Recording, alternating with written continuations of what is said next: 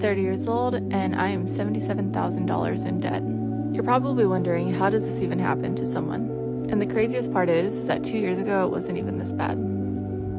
I've reflected on this a lot and categorized it as things that were in my control and things that were out of my control.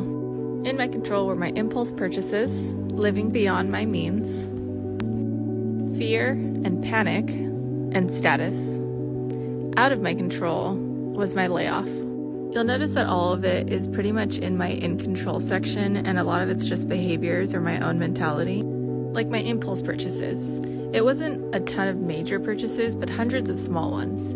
Living beyond my means means not budgeting for my actual income. I made some really stupid financial decisions when I was panicking after I lost my job. And then it was all the fear that stopped me from quitting my job before they could lay me off, because they were seriously underpaying me for 6 years.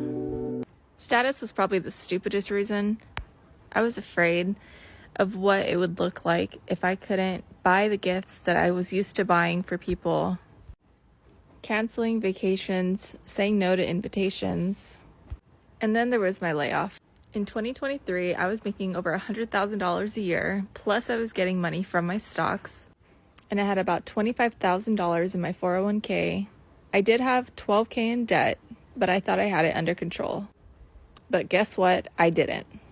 Since I was 18, I've been fluctuating between being in debt, doing really well for myself, being in debt over and over again.